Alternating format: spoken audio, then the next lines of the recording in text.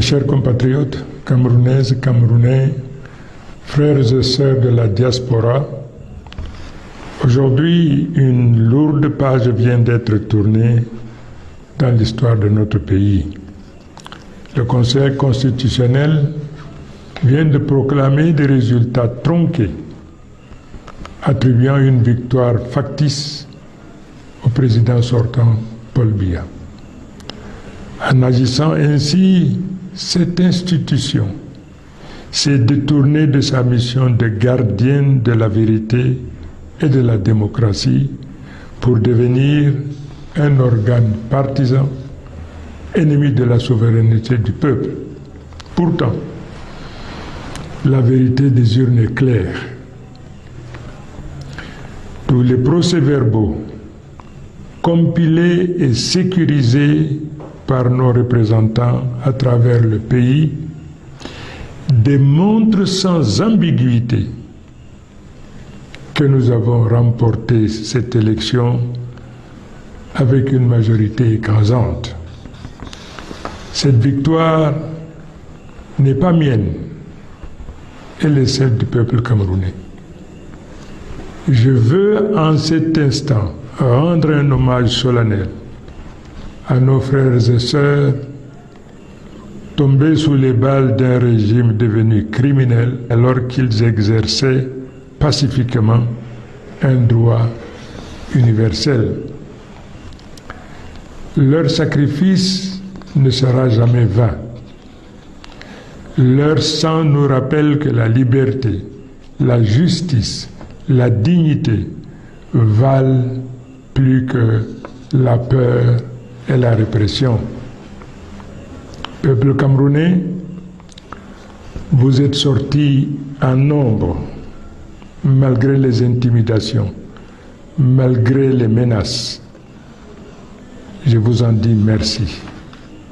Cette fois-ci, ils ne nous arrêteront pas. Nous avons déjà gagné. Et aucune proclamation falsifiée ne pourra effacer la légitimité qui nous a été donnée par les urnes. Nous demandons sans délai l'arrêt des actes de barbarie, les tueries, les arrestations arbitraires, les intimidations. Mettre un pays à feu et à sang pour s'accrocher au pouvoir n'est pas seulement une faute morale, c'est un crime contre le peuple camerounais, contre l'humanité. Je le dis solennellement, le peuple ne reculera pas. Nous ne céderons ni à la peur, ni aux manœuvres. Nous restons tous mobilisés et continueront à résister jusqu'à la victoire. Comme chez nos voisins en 2010, la légitimité triomphera de la légalité instrumentalisée. Les Camerounais doivent rester dans la compréhension et dans la conviction que personne ne viendra construire ce changement à leur place. Car, je le répète, il n'y a point de dignité pour celui qui attend tout des autres. Les pères fondateurs l'ont fait.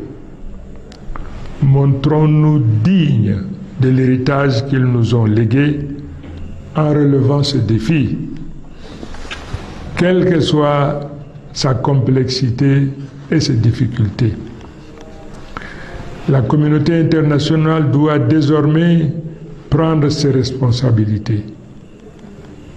Chacun devra répondre devant l'histoire et devant les juridictions internationales de la place où il sera tenu, du côté du peuple ou du côté de l'oppression.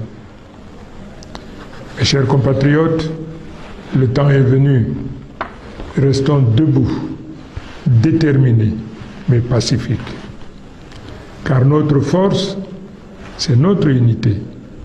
Et notre victoire, personne ne pourra nous la voler. Vive le Cameroun libre, vive le peuple souverain, et que Dieu bénisse notre nation. Je vous